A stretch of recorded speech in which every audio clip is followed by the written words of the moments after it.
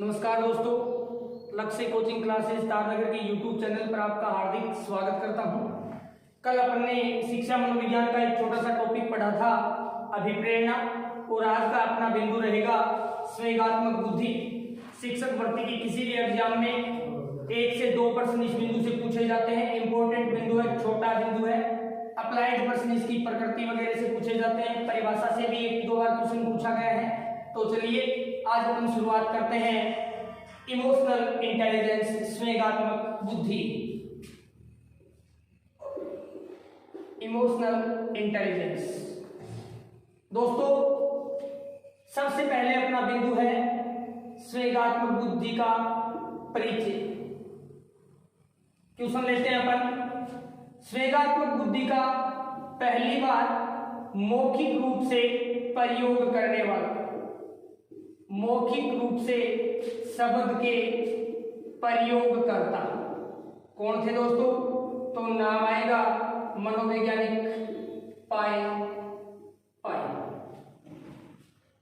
अपन बात करते हैं संवेगात्मक बुद्धि को सबसे पहले लिखित रूप में इस शब्द का प्रयोग करने वाले मनोवैज्ञानिक कौन थे दोस्तों? तो नाम आएगा डॉक्टर जॉन मेयर और पीटर सोल्वे। सोल्वे नाम भी मिल सकता है आपको और पीटर सोल्वे नाम भी मिल सकता है। डॉक्टर जॉन मेयर और पीटर सोल्वे ने इस शब्द को पहली बार लिखित स्वरूप कब प्रदान किया दोस्तों? 1990 ईस्वी में। और इन्होंने कौन सी पुस्तक में इस शब्द को पहली बार लिखा?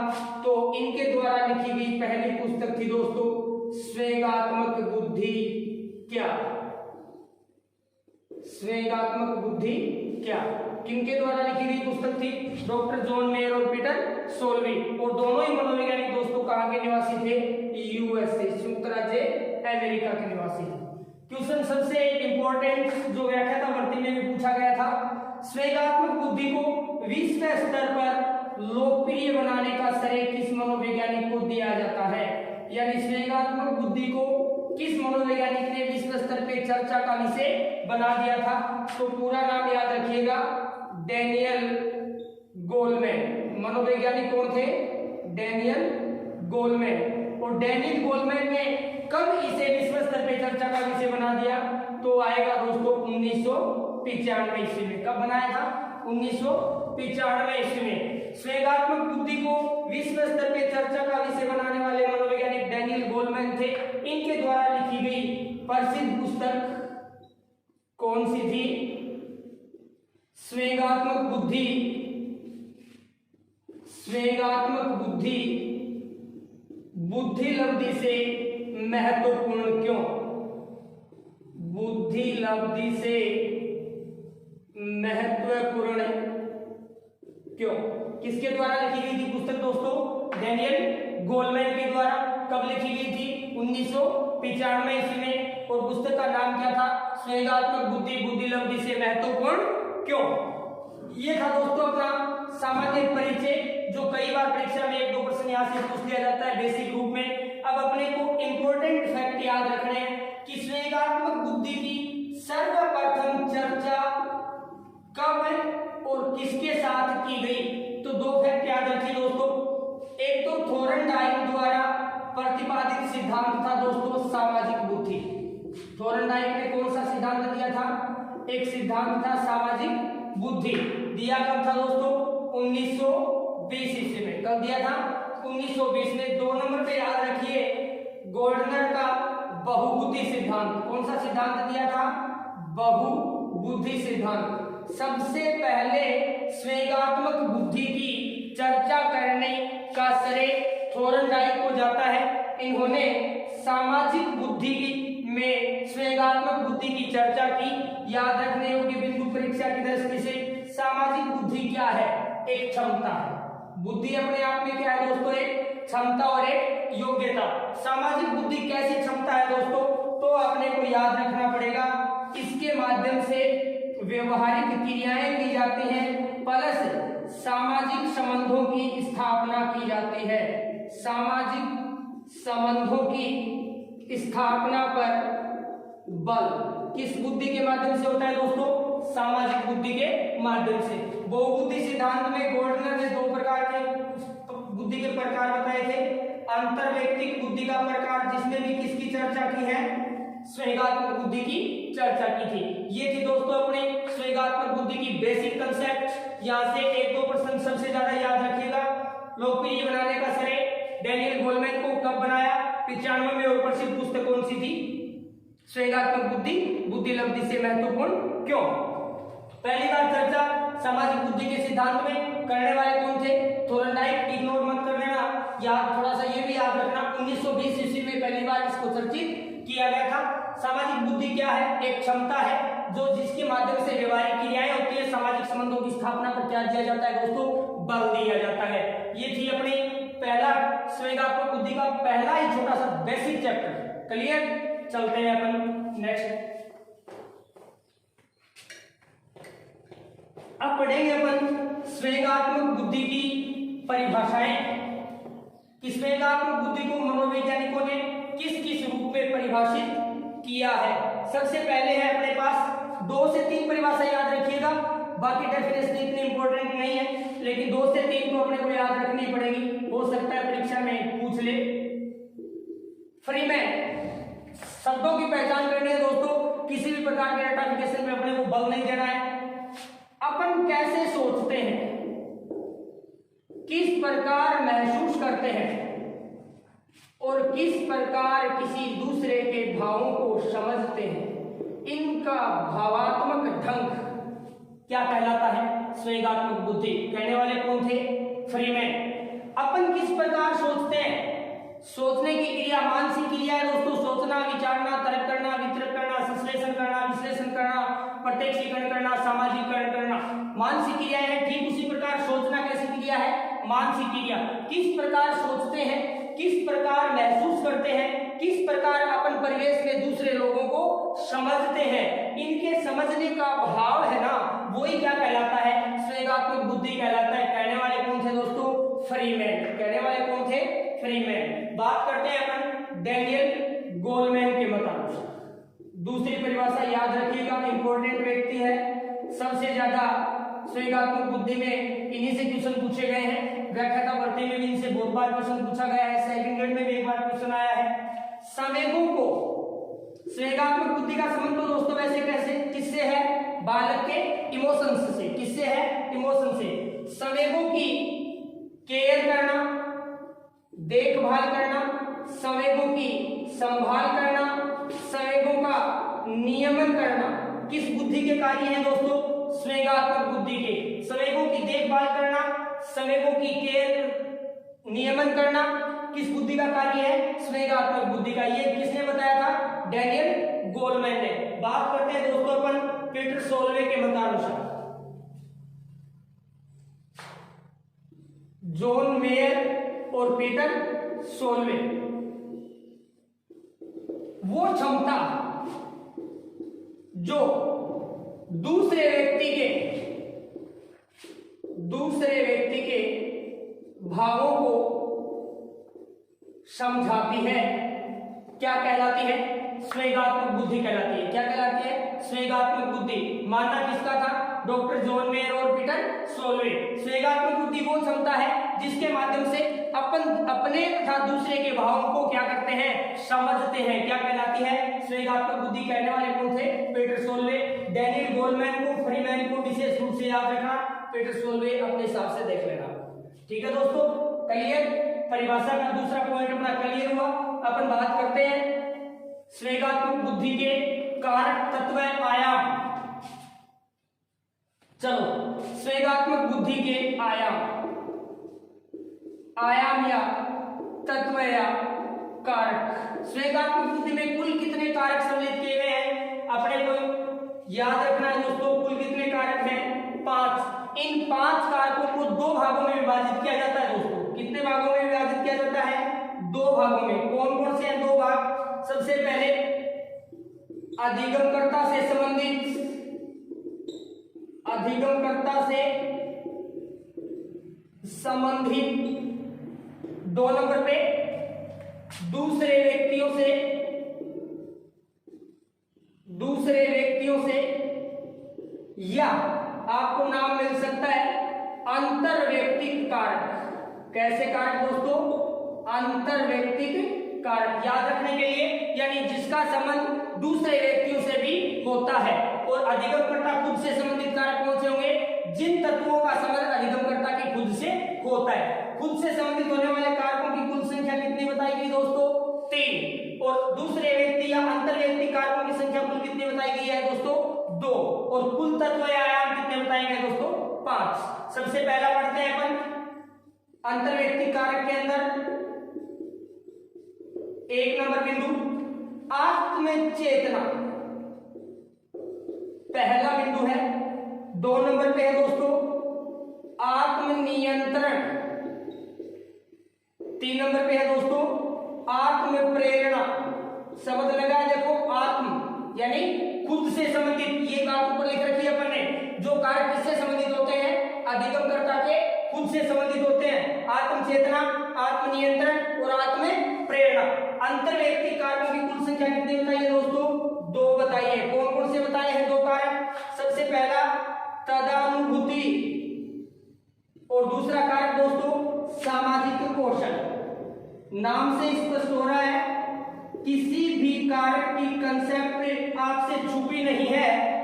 पहला बिंदु आत्मचेतना, यानी स्वयं के बारे में जानना, स्वयं के बारे में जानना, अपने गुण, अपनी दोष, अपनी योग्यता, अपनी क्षमताओं को अधिगमकर्ता किस कारक के माध्यम से पहचानता है दोस्तों? आत्मचेतना। मैं क्या कर सकता हूं, मुझे क्या करना चाहिए, मैं ये क्यों नहीं कर पाया, कहां कमियां रही, मेरा व्यक्तित्व कैसा है, ये सब बातें किसके पता चलती है दोस्तों? आत्मचेतना के माध्यम से। 2 नंबर पे आत्मनियंत्रण, मानसिक क्रियाओं से निर्णय लेने वाले बालक होते हैं। ये किससे निर्णय लेने वाले बालक होते हैं? मानसिक क्रियाओं से। क्यों? जो व्यक्ति अपनी भावनाओं पर नियंत्रण स्थापित नहीं कर पाते, वो मानसिक क्रियाओं से निर्णय नहीं ले पाते, यानी उनका खुद पे कंट्रोल नहीं होता, सेल्फ कंट्रोल की योग्यता नहीं होती। वो किसी दूसरे व्यक्ति के भ्रामक विचारों में आके अपने कैरियर के साथ खिलवाड़ कर लेते हैं। उन बालकों में किस योग्यता का अभाव होता है दोस्तों? आत्मनियंत्रण। किस बुद्धि का कारक है? स्वेगात्मक बुद्धि का कारक है। 3 नंबर पे है आत्म प्रेरणा, यानी किसी कार्य को करने के लिए स्वयं प्रोत्साहन बन जाते हैं, अपने मोटिवेटर खुद बन जाते हैं। मुझे ये करना है और मैं ये करूंगा, ये मेरी ये बालक की इच्छा शक्ति पर निर्भर करता है। कारक कौन सा है दोस्तों? आत्म प्रेरणा। याद रखना, कई बार अंग्रेजी वर्ड यूज हो जाते हैं, इसे बोलते हैं मास्टर एप्टीट्यूड। क्या बोलते हैं? Master aptitude. खुद को प्रेरित करना। 2 कारक अपने अंतरव्यक्तिक कारक जो दूसरे व्यक्तियों के साथ क्या रखते हैं? संबंध स्थापित करते हैं। सबसे पहला कारक तदानुभूति। परीक्षा में दूसरा नाम भी मिल सकता है, ये नाम ना मिले तो नाम मिलेगा दोस्तों परानुभूति। अब बात करते हैं अपन किसी दूसरे व्यक्ति के विचारों को जानना। दूसरे व्यक्ति के विचारों को जानना किस कारक के माध्यम से जानते हैं? तदानुभूति। फॉर एग्जाम्पल देखिए आप, कुछ दफा ऐसा होता है कि कोचिंग क्लासेज के अंदर स्टूडेंट कोचिंग करने के लिए फर्स्ट डे डेमो लेने के लिए आते हैं।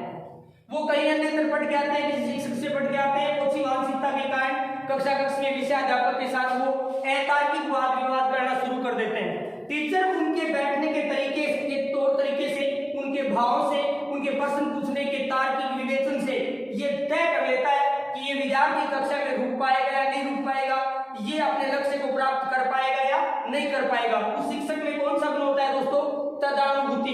किसका गुण है ये? स्वेगात्मक बुद्धि का। सामने बैठे या अपने पास टेबल पे बैठे किसी व्यक्ति के विचारों को उसके चेहरे के भावों से समझ लेना किस बुद्धि का कार्य है? स्वेगात्मक बुद्धि का। और किस कारक के कारण होता है दोस्तों ये? तदानुभूति या परानुभूति। बात करते हैं सामाजिक कौशल।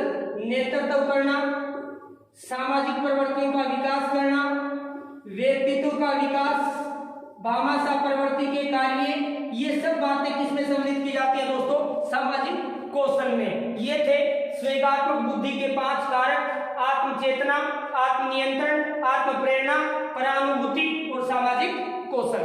क्लियर है दोस्तों? नेक्स्ट स्टेप पर आते हैं अपन। स्वेगात्मक बुद्धि के आयाम कंप्लीट हुए अपने।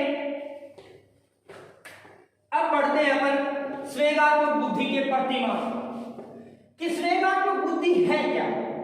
सबसे पहले अपने को यह निश्चित करना है कि स्वेगात्मक बुद्धि क्या है।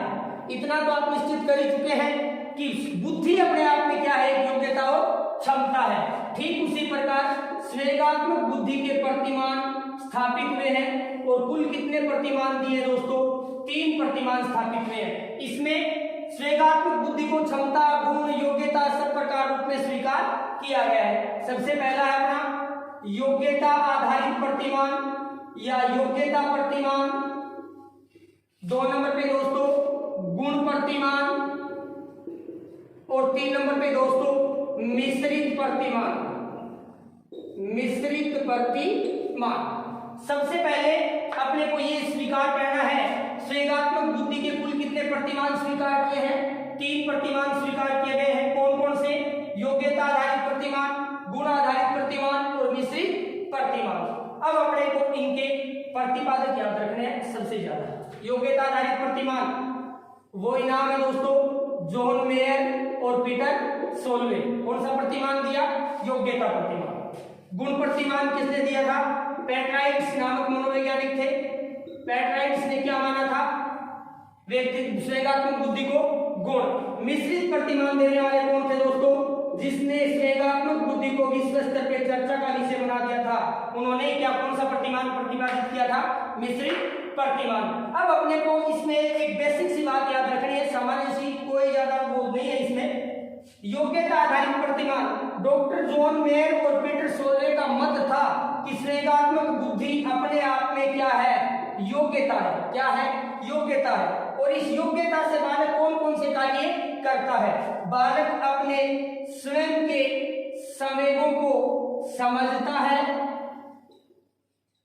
संवेगों का नियमन करता है, संवेगों का प्रत्यक्षीकरण की क्रिया पूर्ण करता है। यानी संवेगों से संबंधित कार्य नियमन करना, प्रशिक्षित करना, स्वेगात्मक स्वरूप को समझना, संवेगों के प्रवाह को समझना, ये सब कार्य किसके द्वारा किए जाते हैं, स्वेगात्मक बुद्धि के द्वारा। कौन से प्रतिमान में स्वीकार किया गया है, ये योग्यता प्रतिमान में। देने वाले कौन थे, डॉक्टर जॉन मेयर और पीटर सोलवे।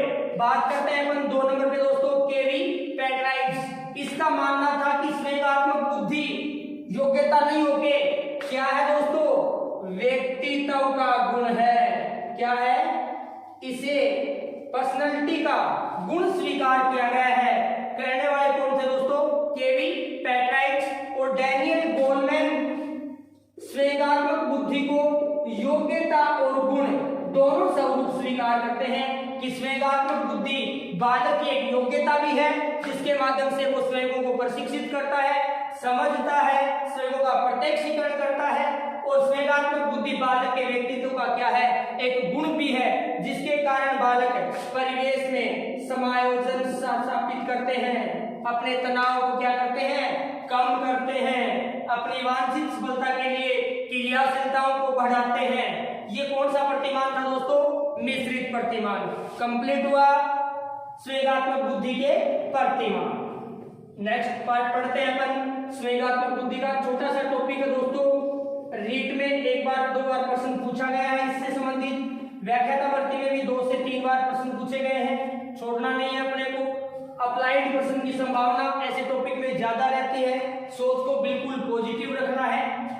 बात थी अपनी दोस्तों, सबसे पहले पढ़ा परिचय, फिर हुई अपनी परिभाषाएं, फिर हुए अपने कारक, फिर हुए अपने प्रतिमान। अब अपन अप्लाइड क्वेश्चन यहां से किस प्रकार बनता है उसके पार्ट पढ़ लेते हैं। 3 पार्ट है दोस्तों अपने पास, जहां से अपने को यह निश्चित करना है स्वेगात्मक बुद्धि प्रभावित करने वाले कारक कौन से होते हैं, स्वेगात्मक बुद्धि की अधिगमकर्ता के जीवन में उपयोगिता क्या होती है, प्रभावित करने वाले कारक कौन से होते हैं, तथा शिक्षक छात्रों में स्वेगात्मक बुद्धि के विकास के लिए कौन से कार्य करे, ये दोस्तों अप्लाइड क्वेश्चन की पैटर्न है अपना। स्वेगात्मक बुद्धि की उपयोगिता क्या है, स्वेगात्मक बुद्धि को प्रभावित करने वाले कारक कौन कौन से हैं, शिक्षक छात्रों में स्वेगात्मक बुद्धि के विकास के लिए क्या क्या कर सकता है। सबसे पहला उपयोगिता, जिस बालक में स्वेगात्मक बुद्धि होती है उन बालकों का जीवन क्या होता है, सुखमय जीवन के लिए स्वेगात्मक बुद्धि क्या है दोस्तों, जरूरी है। 2 नंबर पे अपन बात करते हैं, स्वेगात्मक बुद्धि के माध्यम से तनाव को क्या किया जा सकता है दोस्तों, कम किया जा सकता है। क्या किया जा सकता है, कम किया जा सकता है। स्वेगात्मक बुद्धि वांछित सफलता प्राप्त करने में, वांछित सफलता प्राप्त करने में सहयोगी होती है। क्या होती है, सहयोगी। और एक अधिगमकर्ता के जीवन में सफलता हासिल करने के लिए स्वेगात्मक बुद्धि का कितने प्रतिशत योगदान होता है दोस्तों, 80%। कितने प्रतिशत योगदान होता है, 80%। 4 नंबर बिंदु पढ़ रहे हैं अपन, निर्णय लेने में सहयोगी, निर्णय लेने में सहयोगी, अभिप्रेरित करने में सहयोगी, अभिप्रेरित करने में सहयोगी, भविष्यवाणी करने में सहयोगी, भविष्यवाणी करने में सहयोगी। अप्लाइड क्वेश्चन है दोस्तों, टोटल कितने बिंदु पढ़ लीजिए आप, सोच को पॉजिटिव रखना है। क्वेश्चन की टाइप क्या रह सकती है, निम्नलिखित में से स्वेगात्मक बुद्धि अधिगमकर्ता के जीवन में किस प्रकार उपयोगी है, किन में सहायता प्रदान करती है। तो जीवन को सुखमय बनाने में, तनाव को कम करने में, वांछित सफलता प्राप्त करने में, निर्णय लेने में, अभिप्रेरणा प्रदान करने में, भविष्यवाणी करने में, नेतृत्व की क्षमता का विकास करने में किसका सर्वाधिक उपयोग होता है दोस्तों, स्वेगात्मक बुद्धि का। दूसरा पॉइंट है अपना दोस्तों, प्रभावित करने वाले कारक। सबसे पहले अभिप्रेरणा स्वेगात्मक बुद्धि किन किन कारकों से प्रभावित होती है। तो सबसे पहला बिंदु अपना, स्वेगात्मक बुद्धि के लिए अभिप्रेरणा का होना जरूरी है। अभिप्रेरणा क्या करती है दोस्तों, प्रभावित करती है। कार्य की ललक अगर बालक के अंदर नहीं है तो स्वेगात्मक बुद्धि का विकास संभव नहीं होगा। 2 नंबर पे बात करते हैं दोस्तों अपन, परिवेश। परिवेश या वातावरण कैसा होना चाहिए दोस्तों, संतुलित होना चाहिए। ऐसा नहीं हो कि बालक का स्वतंत्र वातावरण प्रदान ना करके बालक जिस कक्ष में बैठा है, जिस परिवेश में बैठा है, वहां बालक के ऊपर बहुत कड़ा अनुशासन स्थापित किया जाए। कड़े अनुशासन के वातावरण में अधिगमकर्ताओं में स्वेगात्मक बुद्धि का विकास संभव नहीं होता। 3 नंबर पे बात करते हैं दोस्तों अपन, संवेगों की अभिव्यक्ति किसको प्रभावित करती है, स्वेगात्मक बुद्धि के विकास को। संवेगों के 2 प्रकार होते हैं दोस्तों, रागात्मक संवेग और द्वेषात्मक संवेग। जिन बालकों में रागात्मक संवेगों की प्रधानता होती है, यानी सकारात्मक संवेग, पी याद रखना, जिन बालकों में रागात्मक या सकारात्मक संवेगों की प्रधानता होती है उन बालकों में स्वेगात्मक बुद्धि का स्तर उतना ही क्या होता है, उच्च होता है। बात करें अपन 4 नंबर पे, सहयोग। बालक कक्षा में कार्य कर रहे हैं, उस समय अगर बालकों को सहयोग के अवसर या परस्पर अवसर नहीं दिए गए तो बालक क्या नहीं कर पाते, स्वेगात्मक बुद्धि का विकास उच्च स्तरीय नहीं हो पाता। 5 नंबर पे, नेतृत्व। नेतृत्व भी किसको प्रभावित करता है दोस्तों, स्वेगात्मक बुद्धि को। चलो अप्लाइड क्वेश्चन की तीसरी टाइप हमारे पास, कि एक शिक्षक कक्ष में अपने प्रतिभागियों को, अपने विद्यार्थियों को किस प्रकार स्वेगात्मक बुद्धि के विकास में उनकी सहायता प्रदान कर सकता है। तो सबसे पहले दोस्तों अपने को याद रखना है, स्वेगात्मक बुद्धि का संबंध बालक के इमोशंस या संवेगों से है। तो पहला बिंदु, बालक को संवेगों का प्रशिक्षण दिया जाए। क्या दिया जाए, संवेगों का प्रशिक्षण दिया जाए। 2 नंबर, स्वस्थ संवेगों का विकास किया जाए। स्वस्थ संवेगों के विकास की शिक्षा दी जाए। स्वस्थ संवेगों के विकास की शिक्षा दी जाए। 3 नंबर, कक्ष में बालकों के साथ शिक्षक के संबंध कैसे होने चाहिए दोस्तों, सकारात्मक। शिक्षक बालकों के साथ कक्ष में कैसा व्यवहार करे, मित्रवत व्यवहार करे। बालकों के अंदर आत्म जागरूकता का विकास करे। 4 नंबर बिंदु अपना अधिगमकर्ताओं में आत्म चेतना या आत्म जागरूकता का विकास करे। अधिगमकर्ताओं में आत्म मूल्यांकन की योग्यता का विकास करे। किसका विकास करे? आत्म जागरूकता का। बालक अपने आप के बारे में क्या कर सके? पहचान सके। आत्म मूल्यांकन, किसी कार्य का मूल्यांकन, मैं जो कर रहा हूँ वो सही कर रहा हूँ क्या, मैं जिस रास्ते पे जा रहा हूँ वो मार्ग सही है क्या ये मार्ग मुझे लक्ष्य तक आसानी से ले जाएगा, मैंने गलतियां कहाँ की हैं, अपने अनुभव का मूल्यांकन कर सके। आत्म मूल्यांकन की योग्यता का क्या किया जाए? विकास किया जाए। 7 नंबर दोस्तों, आत्म अनुशासन की योग्यता का विकास किया जाए। बालकों को स्वतंत्र परिवेश उपलब्ध करवाया जाए। कक्षा कक्ष में वातावरण कैसा हो? स्वतंत्र परिवेश दिया जाए। बालकों को विचार अभिव्यक्ति के अवसर दिए जाएं, यानी शिक्षण प्रक्रिया प्रभुत्ववादी ना होकर बाल केंद्रित हो, ताकि बालकों को अपने विचार व्यक्त करने के कक्षा कक्ष में क्या मिल सके? अवसर मिल सके। ये थे दोस्तों स्वेगात्मक बुद्धि को प्रभावित करने वाले कारक, स्वेगात्मक बुद्धि की उपयोगिता। अब अंतिम बिंदु है दोस्तों अपना छोटा सा बस 2 नाम याद रखने आपको। स्वेगात्मक बुद्धि का मापन 2 भागों में बांटते हैं अपन। एक तो दोस्तों विश्व स्तर पर और एक दोस्तों भारत में। पहला ही क्वेश्चन आपको सिर्फ और सिर्फ स्वेगात्मक बुद्धि के मापन का क्षेत्र याद नहीं रखने की कोई आवश्यकता नहीं है। विश्व में किसके द्वारा किया गया और भारत में किसके द्वारा किया गया? तो विश्व स्तर पर स्वेगात्मक बुद्धि का मापन करने वाले कौन थे? Doctor John mayor. और भारत में डॉक्टर शुभमंगल। कौन थे? शुभमंगल। किसके द्वारा तैयार किया गया? शुभमंगल द्वारा। और विश्व स्तर पे पहला परीक्षण किसके द्वारा किया गया? डॉक्टर जॉन मेयर के द्वारा। एक एक कंटेंट को याद रख लेना दोस्तों। डॉक्टर जॉन मेयर ने स्वेगात्मक बुद्धि के मापन के लिए कौन सी मापनी तैयार की? तो सबसे पहले याद रखना दोस्तों, मेयर स्वेगात्मक बुद्धि मापनी। मेयर स्वेगात्मक बुद्धि मापनी किसके द्वारा तैयार की गई दोस्तों? डॉक्टर जॉन मेयर के द्वारा। और भारत में मंगल स्वेगात्मक बुद्धि मापनी तैयार करने वाले कौन थे? मंगल स्वेगात्मक बुद्धि मापनी तैयार करने वाले कौन थे? डॉक्टर शुभमंगल। विश्व स्तर पर तैयार करने वाले कौन थे? Doctor John mayor. संयुक्त राज्य अमेरिका के निवासी थे। बुद्धि को मापनी कौन सी तैयार की? मेयर इमोशनल इंटेलिजेंस स्केल या मेयर स्वेगात्मक बुद्धि मापनी। ये था दोस्तों अपना स्वेगात्मक बुद्धि का कंप्लीट टॉपिक। अप्लाइड दूसरे की टाइप आपको बता दी।